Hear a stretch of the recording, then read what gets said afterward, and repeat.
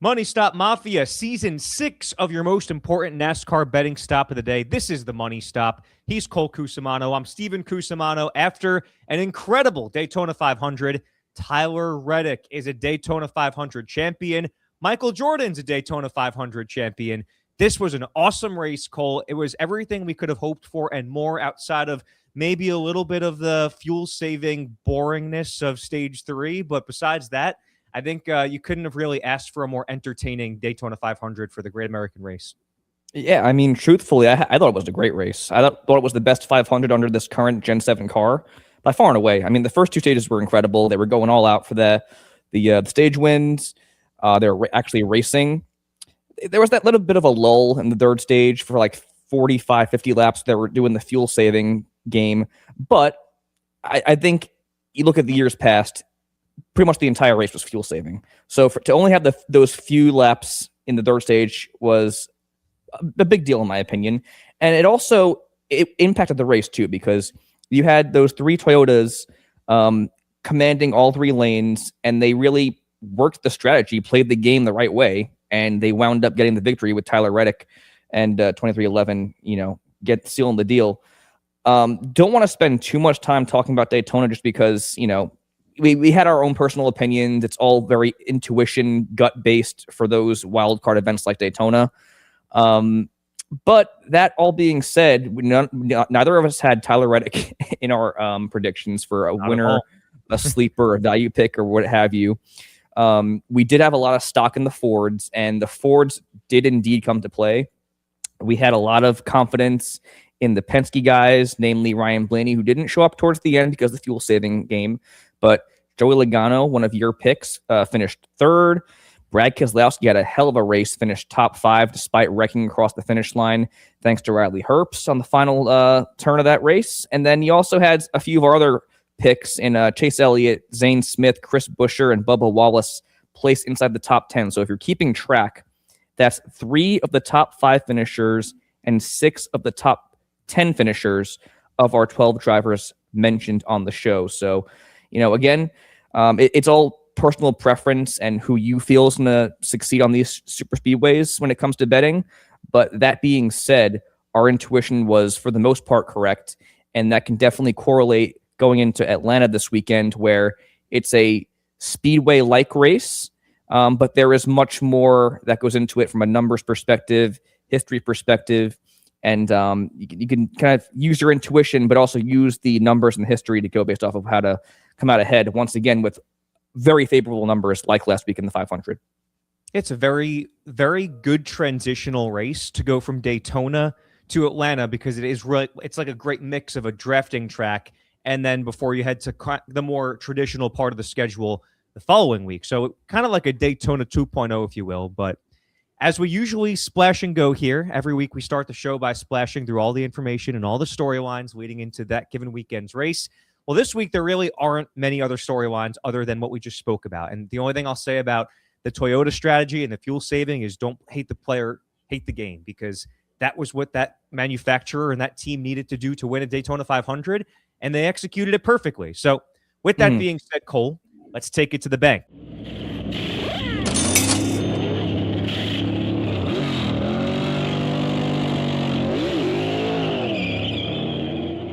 This is where we're going to work, the meat and bones of our NASCAR betting analysis every week. Pre-qualifying odds, as you said, are very favorable because this is another drafting style track. Even with that being said, Cole, Atlanta is more of a handling comes into play more, and it's much less of a wild card than Daytona. Like, there is a track record since this Atlanta repave going back to 2022 that you can actually see the results and look back on them. And it's not like you could have Zane Smith or Riley Herbst coming to the checkered flag out of absolutely nowhere and possibly winning this race. Not to say that can happen, because Carson Hocevar almost did last year, but here's those odds. Tied for the most, or at least the favorite to win this race, Ryan Blaney, Joey Logano, plus 1,000. You've got Austin Cindric, another Penske Ford at plus 1,200. Chase Elliott, plus 1,300. William Byron, plus 1,400. We will determine the starting lineup 11 a.m. Eastern time on Saturday. So keep that in mind for when we talk about DFS later.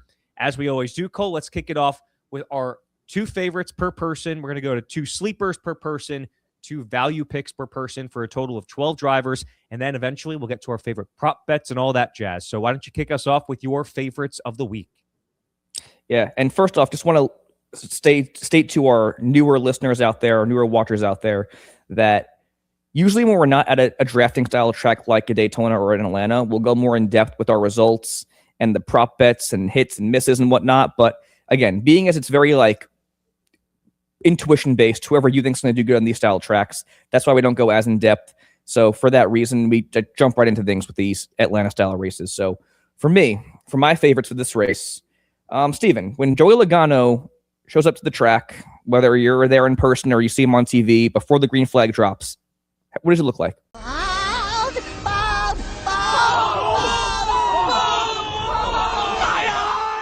Besides bald right now.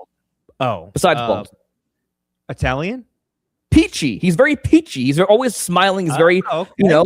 So I think he does this because it's a nod to his dominance in the peach state of Georgia when he goes to this newly reconfigured Atlanta Motor Speedway, or Echo Park Motor Speedway, whatever you want to call it nowadays. Yep. Because Joey Logano, as mentioned, once again, is one of our co-favorites for the win.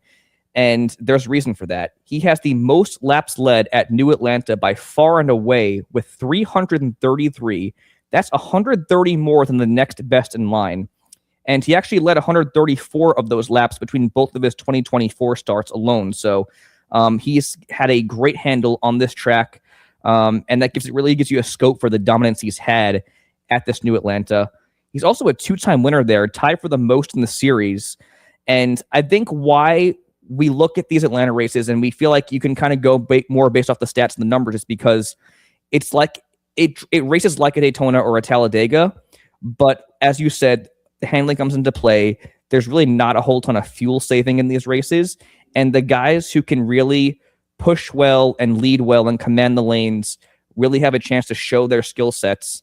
And Joey Logano is one of the poster boys for those drivers that excel on these style of tracks. So for that reason, Joey Logano is a co-favorite for this win at plus 1,000. And you can have more confidence betting him for this win, again, given the numbers that I just backed up with for his Atlanta resume and just his super speedway pedigree as a whole.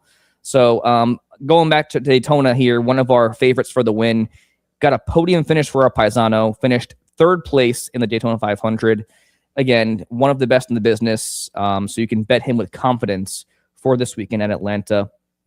And then for my other favorite for this win, it's going to be one of the drivers that experienced the most heartbreak in the 500. That's going to be Chase Elliott, our homegrown guy there at Atlanta.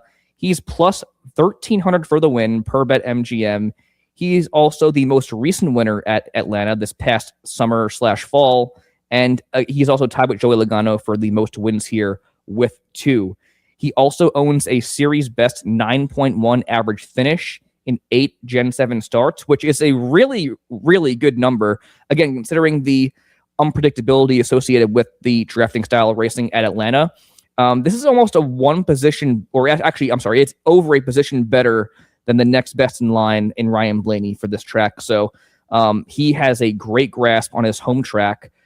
He's finished top 5 with laps led over. He's top 5 in laps led with over 160. Sorry. And again, on top of being his home track, he is great on the drafting tracks. Again, got a top 5 last week in Daytona. He has a win at Talladega. Again, 2 wins here at Atlanta. So Chase Elliott, I feel like he kind of flies under the radar when we go to these drafting style tracks, but he is definitely, I would say, in that tier below your guys like your Joey Logano's, Ryan Blaney's, and Brad Keselowski's, but should in no way, shape, or form be slept on, especially being the reigning winner at this track in Atlanta. I like where your head's at with one Penske and one Hendrick Motorsports Chevy, because that's exactly where my head is at. And you mentioned Chase Elliott as somebody that's underrated at these style tracks. I don't know, Cole, that there's anybody more underrated or underrespected than William Byron, because every time we go to a drafting style track, you think of the Penske's first. At least for me, I'm going through my check boxes, right? I'm going through Joey Logano. I'm going through formerly Brad Keselowski, Ryan Blaney. I even probably think of Chase Elliott. There's probably 5 to 7 drivers I think of before I think of William Byron on these style tracks. But there's probably reason to believe that he should be one of the first few guys you think of. He's valued at plus 1,400 on Bet Rivers, which is his top value on any sports book this week. And I mean, look at the resilient effort that team had after they got involved in, I think, the first on-track incident of the Daytona 500 and somehow rebounded to have a shot at the win. I think they were running top 5 on the last restart. He wound up finishing 12th. I mean, that's an incredible performance. And outside of the back-to-back Daytona 500 wins, for William Byron, he is a 5-time drafting track winner now, including twice at Atlanta. William Byron also has the third most laps led, over 170 in his 8 Gen 7 starts at this track since the rebuild. That's all the positives. The negative with William Byron is last year finished outside the top 25 in both races. I think, Cole, before I get to anything past that, a finish outside the top 25 at a track like Atlanta or a track like Daytona or Talladega, to me, is more of a sign of luck than it is about performance. Because if you watch those 2 Atlanta races last year, that team didn't run outside the top 25. So while I'm throwing that out there as a con for betting on William Byron, it's not indicative of what to expect from the performance of that 24 team. The other thing is that his best finish over the last 4 Atlanta starts is 9th. But again, you kind of throw out 2 of those 4 races in the sample size because of the luck last year. I look at William Byron as maybe the single most underrated drafting style driver. And that's, again, he's still a big name in the sport. He's a championship favorite every year at this stage of his career. But I still think he's underrated. And I still think that a Hendrick Chevy, anytime we go to Echo Park Speedway, a.k.a. Atlanta, is going to have a really good shot at the win, as are the Penske Fords. And as you mentioned, Joey Logano, I mentioned him last week. Well, this week, I'm going to mention the other Penske favorite, Ryan Blaney, who is co-favorites at plus 1,000 on FanDuel, which is his best odds on any sports book. Listen, Ryan Blaney did not get the finish that he deserved, that 12-team deserved, because if you look at the first 2 stages alone, and then you fell asleep for stage 3, you might have thought, if you had a good crack at who was going to win that race, you might have thought Ryan Blaney was going to win it, because they were up front, top 5, top 10, kind of controlling the race up until that wrinkle of the fuel saving came into play during stage 3, and he was stuck on that outside lane 8 to 10 rows deep, and there's really nothing you can do until the pit stop started happening. That team got screwed out of what would have been a really good finish for the 12 team. And obviously he voiced his displeasure with that strategy to begin with. But as we said before, Cole, don't hate the player, hate the game. And Toyota got very lucky to put themselves in that position to do that. The good news for Ryan Blaney and company is that that's not going to happen this week. Atlanta is not a track that is going to allow for that same kind of strategy to play out. And I think that Ryan Blaney knows that. I think that every team in the garage knows that. And I think that Ryan Blaney saw what happened last week, and he wants to go out there and control this race. And I think he has a good chance to do that because sheerly off of qualifying, Cole, the last 8 Atlanta races, which is every race under the new configuration, he has started top 6 in all of them. Nothing gives you a better opportunity to go out there and control the pace of the race and the strategy at play than starting up front, staying up front, and finishing up front. And you think about the Penske Fords that he's going to have at his disposal with the other Fords too. I mean, we didn't even talk about the guys at Front Row Motorsports last week, like Zane Smith, that had a phenomenal race and finish. So many Ford allies on his side that are the best drafting cars. Ryan Blaney is going to have a lot of allies, strength in numbers, the best drafting cars on the super speedway, if you can call it that right now. And just the fact that, again, I think they're going to be really motivated to go out there and control the pace of this race. Here's the fluke with Ryan Blaney. You look at his past results at Atlanta. He finished last year in the fall, which, as I mentioned with William Byron, it's not indicative of Ryan Blaney at drafting tracks. The prior 6 races before that, he had 6 straight top 10s and 3 straight top 5s at Atlanta. That is the kind of results that you want to see out of somebody that's favored for the win. And in his career, even predating the repave of Atlanta, top 5s in 7 of 15 Atlanta starts. That is remarkable. And that's, again, including a span in which this track wasn't its current style of the drafting. And I would say this, too, about Ryan Blaney. He is due at this repave, right? We talk about him with all these drafting tracks, Daytona, Talladega. He is so due at Atlanta, and he is still a favorite, so I'm not going to say people are undervaluing him, but I think that Ryan Blaney is a guy that should be looked at as the favorite to win this race, just as he was last week when both you and I liked Ryan Blaney for the win. So I think we're on the same page here, Cole. Favorites, Team Penske, Team Chevy / Hendrick Motorsports, we like Ryan Blaney. Chase Elliott, we like Joey Logano, we like Ryan Blaney. Yep. And I co-sign all of what you said on William Byron. I think even despite having 5 drafting track wins, 2 being Daytona 500s and 2 being at this track in Atlanta, he still is very underrated for some reason. So I think that he would probably be my 4th of the 4 of the 3 that we mentioned. I would go as far as saying that I would be very surprised if it wasn't one of Chase Elliott, Joey Logano, Ryan Blaney, or the guy I'm about to mention for a sleeper as the winner of this race. But all of that said, I think we have to pause our sleeper category for 1 second here and bring up one thing, one very crucial thing that we should have led the show off with before we even did Splash and Go. In the NASCAR O'Reilly Auto Parts series, there is a driver by the name of Austin Hill who has 11 drafting track wins, the 11th coming last week at Daytona.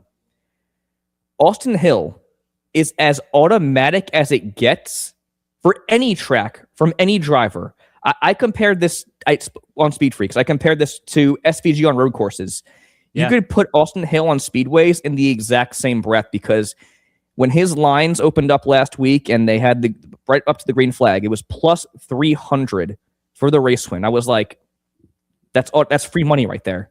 Well, guess what? I'm disappointed we forgot to mention that last week too. I know. It's so obvious. but I did mention it on our social media. So if you follow at @the_money_stop on Twitter, Instagram, Facebook, it was there for you to see. So I'm not making the mistake again of overlooking him. For some reason, the sports books, the odds makers, did not learn their lesson, because guess what?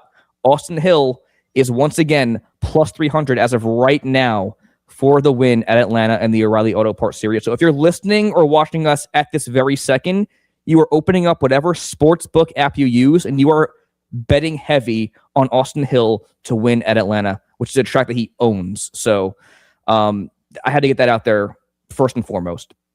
Yeah, that was extremely important. I think that, again, there was so much to fit in last week that we didn't get around to mentioning O'Reilly series. But, I mean, it's so obvious, it almost goes without saying. If you're listening to this right now, we don't have to mention Austin Hill betting on him at a super speedway. Just do it.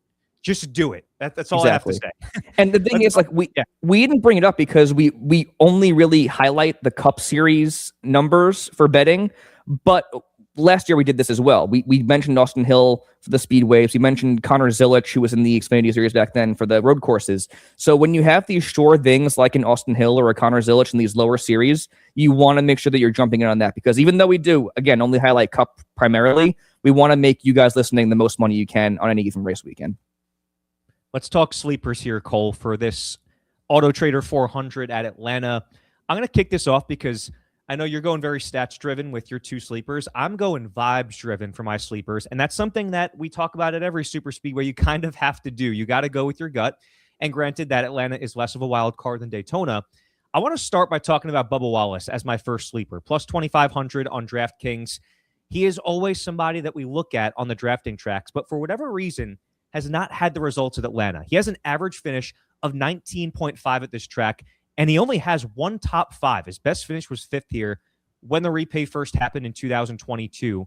And I believe that he is due, especially when you look at just what happened last week. Again, based off of the vibes here, he had the strongest stage 3 of anybody. He led the most laps, not just in that stage, but in the race with 40. And because his teammate, Tyler Reddick, won the race, he had probably the most quiet top 10 you could have imagined for somebody that led the most laps and was part of the winning team. And just looking at the narrative, right, of the pictures of him looking dejected on victory lane and knowing Tyler Reddick was the guy to give Michael Jordan his Daytona 500 Harley J. Earl trophy, you know, as much as Bubba is happy for the team and happy for Tyler, he wants to be that guy. He wants to bring the bread to 2311 Racing. And I couldn't think of a team with more momentum right now. You look at obviously the Daytona 500 champion tour that Tyler Reddick made, right? And Bubba Wallace continuing to stay in the limelight as well, just kind of adjacently. He's so due in the same sense as Ryan Blaney. But the thing is with Bubba Wallace, again, the results have not come here at Atlanta. And for as good of a drafting style driver as he is, I don't see how that trend is going to continue. So I'm going out on a limb. I'm going against the numbers here, and I'm betting on Bubba Wallace this week, again, at plus 2,500 on DraftKings, which is the same value as my other sleeper, another guy who had arguably the most underrated Daytona 500 in the entire field, and that is Chris Buescher. 25, again, plus 2,500. He ran a very quiet P7, kept it clean. I think he was one of the only drivers that didn't get involved in an on-track incident. Felt like he was at the right place at the right time. And I think if there was one more caution in that race, Chris Buescher is definitely someone who could have capitalized and went to victory lane.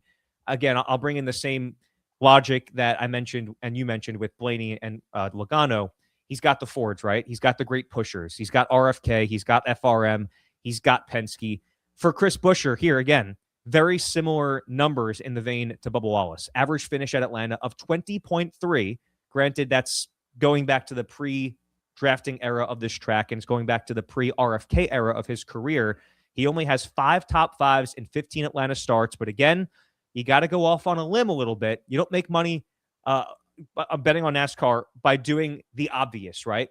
Was Tyler Reddick the obvious bet last week? Of course not. We didn't even mention his name on our podcast last week. So I like Chris Buescher. I like Bubba Wallace as two guys that I trust. I supremely trust both of these guys on drafting style tracks. They have not had the results at Atlanta, but I truly believe that their talent and their abilities at these kind of tracks will win out this week at the Auto Trader 400. I'm a big fan of both those picks, especially Chris Buescher. I mean, I was very high on him last week, and for good reason, obviously. Walked away with a top 5 finish. He is a guy that's just developed into a really, really great drafting track racer. And I think a large part of that's because he's teammates with Brad Keselowski, but that's a big premium that you get when you're with RFK and that Ford stable. So he's been somebody that's been able to capitalize and really be very consistent on an otherwise unpredictable discipline in the Cup Series. So I think he's in store for a great race as well. Bubba Wallace, the thing is with both these guys, I think you really can take some stock into the numbers when it comes to Atlanta because there is more in control for the drivers and the teams. There's going to be obviously the occasional big one or wreck, but it really is in the driver's control. So for as good as Bubba Wallace is on these drafting tracks, I think there is a certain volatility that comes with him anywhere, whether it's Daytona, Talladega, or Atlanta, and you're seeing that reflected in the numbers for his Atlanta resume. But with that said, he's still an extremely equipped and a very, very good drafting track racer. So I like Bubba Wallace quite a bit as well. Again, coming off the win for 23-11 at Daytona. For me, I'm going to go with 2 former champions, 2 veterans. It pains me to call this driver a sleeper yet again because he is a legitimate favorite. I said that the favorites for this race, I'd be very surprised if one of these guys did not win. The favorites are Joey Logano, Ryan Blaney, Chase Elliott, and of course, bad Brad Keselowski, who once again opens up with just disgustingly disrespectful odds for this race at plus 2,000. That is per DraftKings and Caesar Sportsbook. And why do I say this? We rehashed the numbers last week. I'm not going to go too crazy in depth in them, but he's a 7-time super speedway winner. Now, in my analysis last week, I said there were all of 2025. I was very apprehensive in picking Brad Keselowski because it just didn't really feel like there was like that the Brad Keselowski of old. Like he didn't seem like he had that edge in the way he was maneuvering these races. But I'll tell you what, man. Had Riley Herbst not taken the nose off that number 6, it would be a Brad Keselowski Daytona 500 victory because that car was coming at the end. The way he was able to maneuver through the pack the entire race was just shaping up to be a masterclass. Despite wrecking, he got the top 5 finish. That marked his 7th top 5 on a drafting track since joining RFK Racing. Now, with those 7 Super Speedway wins, he has to get to win with his current team in RFK in this current car as well on these style tracks. But what we saw last week from Brad Keselowski was the Brad Keselowski of old. He was aggressive. He looked incredible in the pack. He looked incredible leading. And I think that translates very well for these drivers who excel on this discipline at Atlanta, as mentioned numerous times throughout this show. I mentioned he had those 7 top 5s on drafting tracks with this current car in the Gen 7 era. Well, 2 of those were at Atlanta, and both came in runner-up fashion. The most recent being the most recent race at Atlanta, where he dominated that race, led the most laps, and lost on a last lap pass to Chase Elliott, one of my favorites for the win. So there's not much else left to say. I would be stunned if Brad Keselowski did not walk away with another top 5 finish here at Atlanta. So he's probably my favorite for the victory, honestly. And I'm jumping in on all of his props for this race weekend. Win, top 5, top 10. They are all extremely favorable. So keep that name in mind when we get to our big money bets here. For my final sleeper here, I'm going to go with last week's pole sitter in KFB, Kyle Busch, who was also valued at plus 2,000 for the race win. That is per FanDuel, DraftKings, and Caesars Sportsbook. Is he back? It looked like it last week, man. He spoke very highly of the work that went in this offseason throughout RCR. He's with championship-winning crew chief Jim Poland from the Xfinity Series side, won a championship with Justin Allgaier, obviously. Very, very good crew chief. Their first race together, won the pole, 19 laps led, and he finished top 15 after wrecking with 75 to go. So this team looked really good. Again, speaking on what Kyle Busch said about the team and the work that went in the offseason, it bodes well for their trajectory. But looking at New Atlanta, so those 8 races, he has top 10s in 5 of those 8 starts, a best finish of 3rd, along with the 3rd best average finish of all drivers with 7 or more starts at this newly reconfigured track with 13.3, also 93 laps led to go along with those numbers. And in the Gen 7 era on drafting tracks, he has 11 top 10s. He won at Talladega in 2023, and he's a 3-time Super Speedway winner in his entire Cup career. So we talk about underrated. I mentioned William Byron, mentioned Chris Buescher. I think Kyle Busch is kind of in that same vein as a 3-time winner. But there's, looking at the performance from drivers last week, I think there's a lot of stock you can take into who looked good. And Kyle Busch is definitely one of those guys, maybe in that lower B to C tier, that looked like he could be a contender once again at Atlanta. Yeah, there was kind of a stigma with Kyle Busch entering the season just because of how poorly 2025 went. And I think that if he can continue to string together some results, and again, like you said, it was not just the race, but the speed weeks.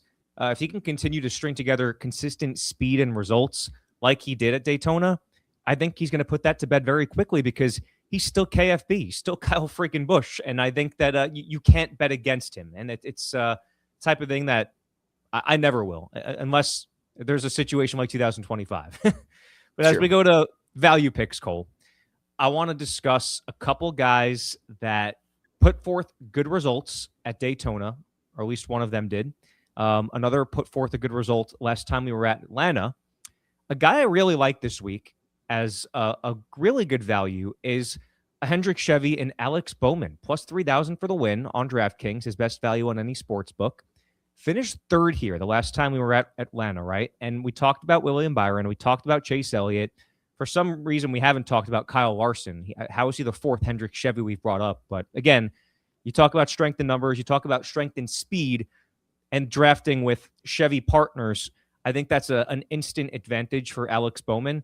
And he's somebody that's trending in the right direction at this track. He has top 5s in 2 of his last 3 starts at Atlanta, which is something that I don't think you would necessarily expect. But again, trusting what we've seen here from Alex Bowman, and just, again, he's not somebody I would initially look at, but when you see him at plus 3,000 and the results he's put up here the last few years and the team he's racing for, just feels like too good of an opportunity to pass up on. And might I point out, Cole, I was very successful with my value picks last week. I did pick Connor Zilic, which was a flop because, right as he got to the front, he got caught up in something. However, I also picked on Zane Smith for no particular reason other than belief in the talent. And I'm picking Zane Smith again this week for my value at plus 7,000 for the race win on Caesars Sportsbook.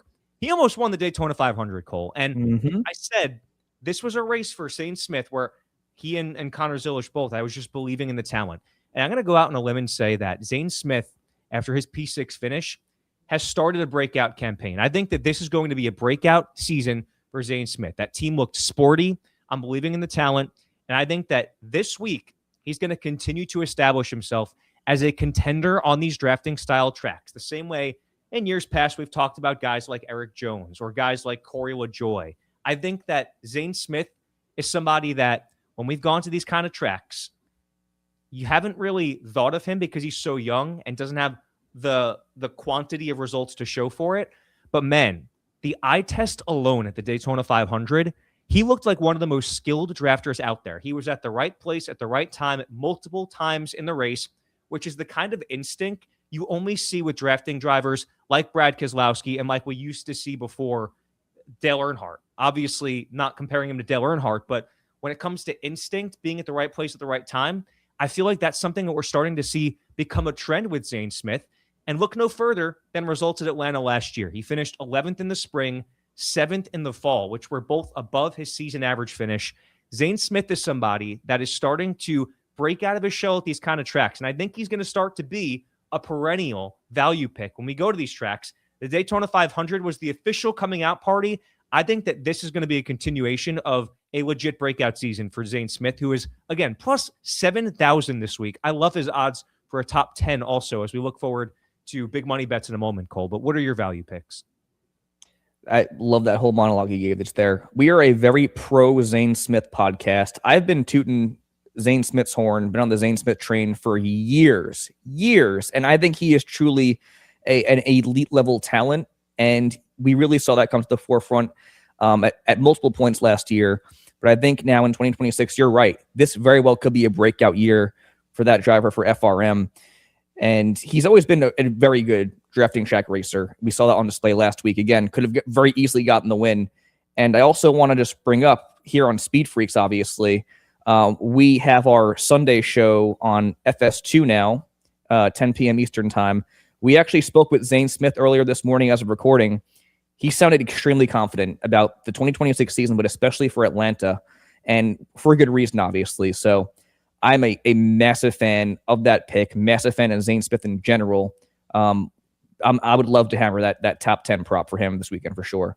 I liked what you said a lot about his instinct and his ability to navigate these drafting tracks, because one thing you hear a lot when the drivers talk about this new Atlanta configuration is that things happen very quickly because it's a drafting style track like a super speedway, but it's 1.5 miles. So naturally, you're running these speeds near 200 miles an hour, but it's about 1 mile shorter than a Daytona or a Talladega. Things happen very quickly. So you need to have a good reaction time. You need to be very quick with your how you do these moves. And I think that favors certain drivers more than others, but maybe none more than Ricky Stenhouse Jr. Stenhouse is plus 4,000 per FanDuel.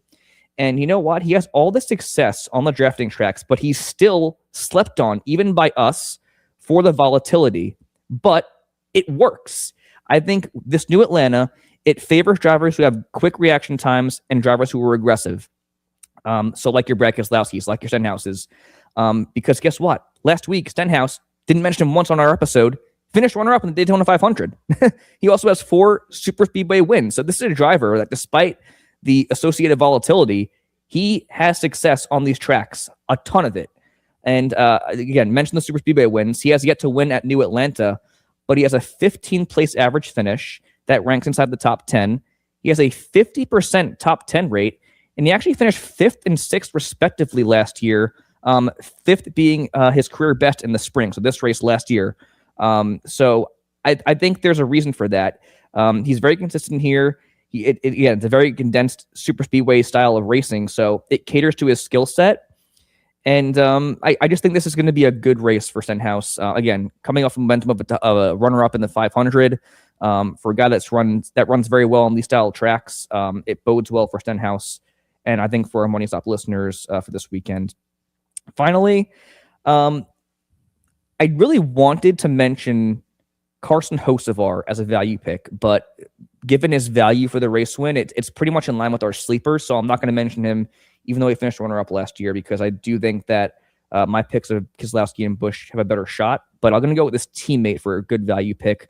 Michael McDowell is plus 5,000 per Caesar Sportsbook. He was front row on the final restart of the Daytona 500 and had a very good shot of winning this thing, but just didn't materialize for him. But he is one of the best drafting track racers in the business. He also has 2 poles at the New Atlanta, and he's finished top 25 in all 8 starts at this newly reconfigured track. Top 10 in average finish at 15.6. And again, I think his drafting track pedigree, obviously a Daytona 500 champion, ton of laps led on these style tracks. Just really, really good. That's going to be a premium, as well as Travis Peterson, because the only reason he was in contention for that win last week in the 500 was because Travis Peterson worked the fuel mileage strategy to get him on the front row on that final restart. And I think, talk about guys that are overlooked in the garage area, whether it be drivers, crew chiefs, whatever, Travis Peterson's up there with the best of them. He is one of the best minds in the garage area.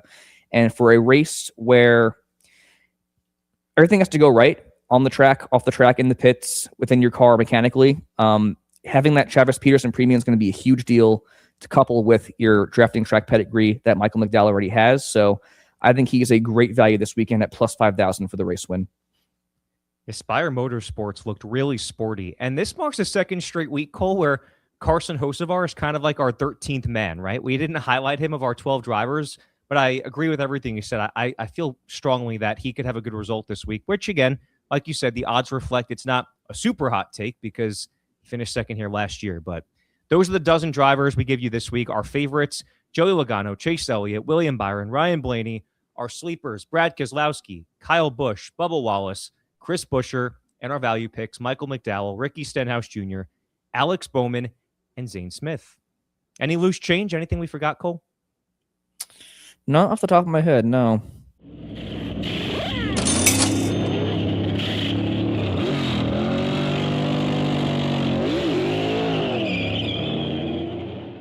Let's talk big money bets, Cole. These are our favorite prop bets of the week that have a higher probability of hitting so that we can throw some big money on them. That's covering straight bets. It could be top 10s, top 5s, head-to-heads, parlays, you name it. We're going to talk through this here. I kind of showed my card a little bit early there. I love the Zane Smith top 10 at plus 250. It's one of my favorite bets of the entire week. But then you go to top 5 odds this week, Cole, and we talked about a lot of drivers. You know, again, when the odds are so spread out like they are at these drafting tracks like Daytona and Atlanta, there's really good value across the field for top 5. So really pick any one of our favorites. Ryan Blaney's plus 200, Chase Elliott's plus 210. Those are two of my favorites for the win. And those are two big money bets that I like a lot. What about you? Yeah. So I've got a few here. I actually took 3 top 5 props and 3 top 10 props. Again, it's relatively subjective with the drafting track races, but I feel like there are certain drivers where it's more of a sure thing at Atlanta. So for my top 5 props, I have Logano top 5 plus 200, Chase Elliott top 5 plus 210, and Brad Keselowski top 5 plus 300. Big fan of all 3 of those. In addition to my top 10 props, Chase Elliott's minus 110. So we usually go above even payout, but I feel really confidently that he's going to finish top 10 in this race. So if they're giving you a little bit below even payout, that's a really good one that you can hammer home. Brad Keselowski, I don't know how he's plus money for a top 10, but he's plus 115 per Caesar Sportsbook. That's one that if I'm listening right now, like the Austin Hill win prop, I am throwing on that right this second for whatever app you use. And I do want to also double down on your Zane Smith top 10 prop of plus 250. So again, if you're looking for more sure things, I would say Logano, Elliott, and Keselowski, they're top 5 props, and then Chase Elliott, Brad Keselowski, Zane Smith, top 10 props. Also want to throw in here the over-under, better, worse prop finishes. Again, relatively subjective, but as far as sure things go, you know where our heads are at. Logano's prop of 7.5, Elliott's prop of 8.5. We got Keselowski of 12.5, and Hocevar 14.5. I like the over or better on all of 4 of those drivers. Head-to-head parlay matchup props are not up as of recording. However, I would not advocate for those anyway when the payouts are so favorable for the prop finishes and race winners. And finally, for daily fantasy recommendations, do not have a set lineup for this week. We will have one next week for Coda. But again, it's all personal preference, very subjective. Just go with the rule of thumb that we issued last week and pick 2 favorites, 2 sleepers, 2 values, like we layer our episodes for the best results possible if you're doing a daily fantasy lineup. And again, you will not be running up against the budget. You can, like you said, pick any combination of drivers, and it really shouldn't be a problem. It's going to be, I feel like when we go to these tracks, the lineup that wins every week, you're like, that's the lineup that won. So you just have to go with your gut when you're making these drafting lineups.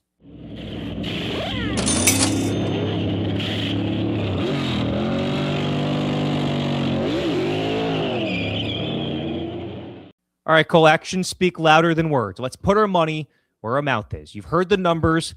let's actually get into what are we betting on this week. And this year, we just started this. If you happen to miss last week's episode, in honor of Greg Biffle, new this year, all winnings from this segment will go towards the Biffle Family Legacy Impact Fund, started by the Biffle family to ensure that the Biff's giving spirit lives on by supporting meaningful work in the community with a wide range of charitable causes.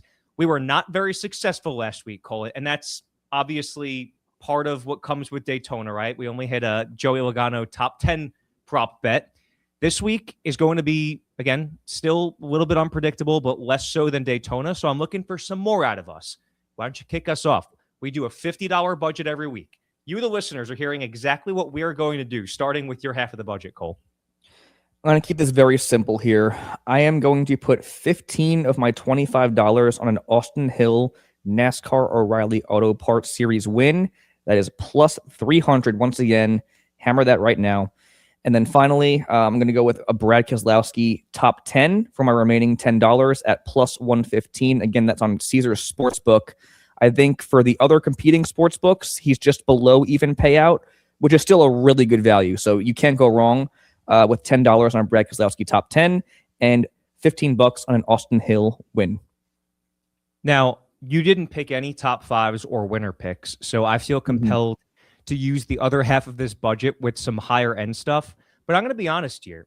As far as a winner pick goes, there's nobody that's really sticking out as a clear cut above the rest. I think there's a very strong probability of it being one of our four favorites, which were Logano, Blaney, Elliott, and the other Hendrick, Chevy, William Byron.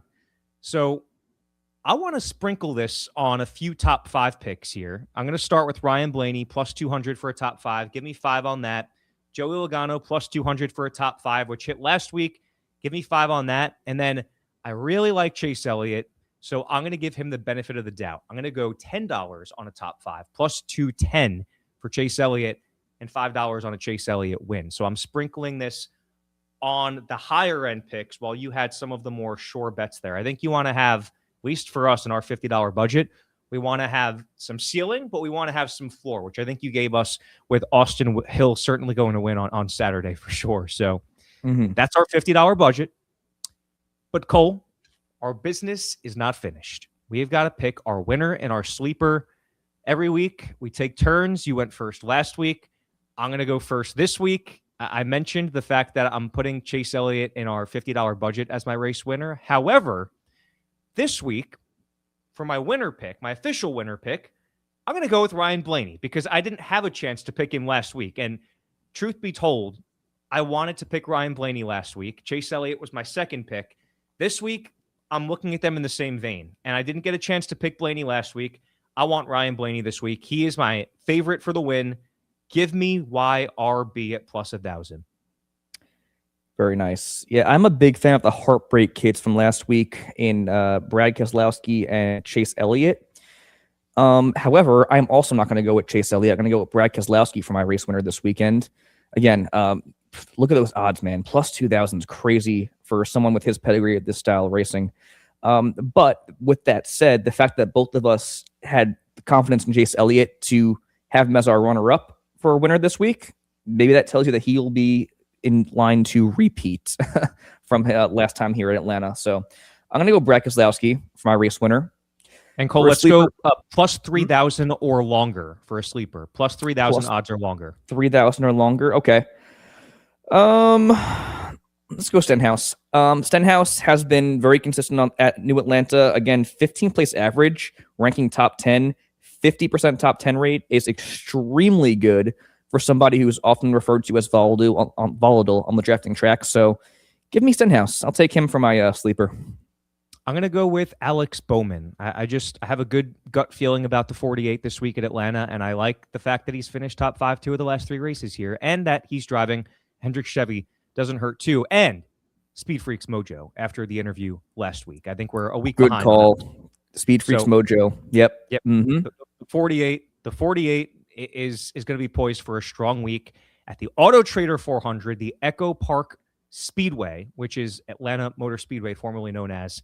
This is, we didn't talk about this a ton at the top, Cole, but this is hands down my favorite track in the sport right now. I've said it probably going on the last, I don't know if I've been saying it since 2022, but damn near the first race that they repaved it. This is easily my favorite track on the circuit right now in terms of just the entertainment value of it. I think there's no question. There's not even like a debate about that. I know there's some unpredictability, but there really is much more in control of the drivers here at this race. Handling matters. Things happen so quickly, and it's just so damn entertaining start to finish. So I could not agree more. It's one of, if not my favorite track on the circuit in terms of what is put out on the track. So this is one that you do not want to miss. You don't want to miss that. You also don't want to miss SpeedFreaks.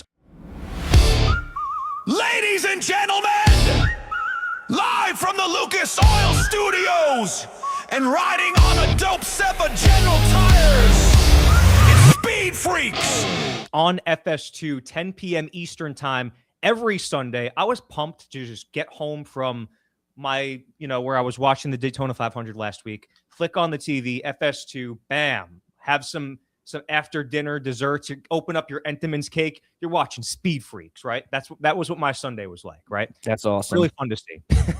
Appreciate the support. Yeah, we had a ton of eyes on FS2 last week for SpeedFreaks. A lot of people out there on the East Coast, out here on the West Coast. So we appreciate the support. Let's keep it rolling. It's been going to be a fun ride in 2026. And I reiterate, you got to follow on social media at @the_money_stop. He is at Cole_Cusumano_. I'm at Steven_Cusumano, because if you didn't follow us last week, you missed out on Austin Hill, which, again, probably didn't need to be said. But if you only listen to what we say on this podcast, we record it early so that you can maximize value, but things change, and there are developing storylines every weekend. So make sure you follow us at SpeedFreaks, Cole, Steven, at @the_money_stop. We're going to end this podcast as any good money stop does in real life, by dropping the jack. For the Money Stop Mafia, everybody at SpeedFreaks, for Cody Big Johnson, Cole Cusumano, I'm Steven Cusumano saying so long, and we'll see you after Atlanta.